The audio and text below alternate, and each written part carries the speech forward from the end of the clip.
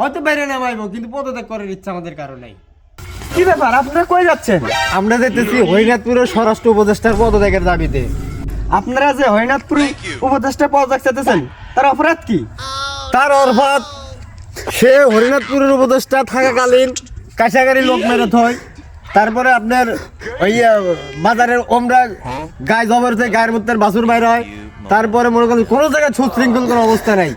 তাইলে মনে করেন এই অপদার্থ উপদেষ্টা থেকে আমাদের গ্রামে কি লাভ? আমরা আজকে যেতেছি স্বরাষ্ট্র উপদেষ্টা বাসভবন গ্রাহ কর্ম, ওনার পদত্যাগ আজকে করবো। হরিনাথপুরে এর চেয়ে ভালো করে স্বরাষ্ট্র উপদেষ্টা যদি থাকে তাকে নিয়োগ দেবো। এই অপদার্থ, এই ভীরু, এই কাপুরুষ, এই উপদেষ্টার কোনো দাম নেই, একদিকে কোনো কাজ নাই, জায়গায় জায়গায় লোক মেরে থুইতেছে। কালকেও কাছাকাছি একজন লোক মেরে থুইছে, ভাঙ্গা বিরোধী 3 জন মেরে থুইছে। এই সর্বষ্ট থাকতে আমাদের কোনো জানার নিরাপত্তা নাই। আপনাদের সাংবাদিক আপনারা আপনাদের সাথে করে নিয়ে যাই, চলেন আজকে ওনার পদত্যাগ চামো, চলেন আমার সাথে চলেন।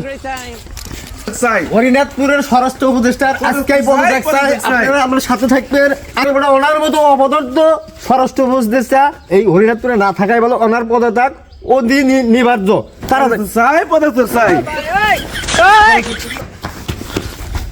স্যার বিশাল এক মেসেজ আসতেছে। কিসে?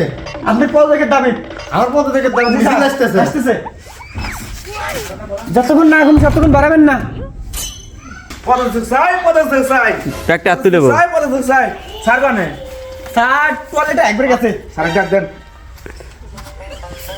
স্যার ওই লোক সমস্যা কি?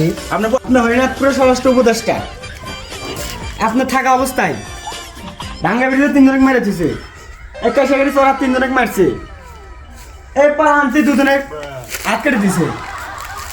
এই জন্য আপনার পদত্যাগ চাই।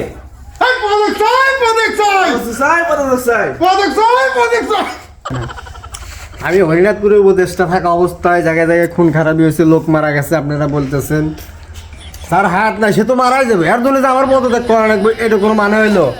মানুষ কি মরবো না দেশে? আমি না থাকে ধন পদত্যাগ উপদেষ্টা ছিলাম না, ধন কি দেশের লোক মারা যায় নাই? খালি বারবার আমি পদত্যাগ করলে কি সব সমাধান হয়ে যাবো?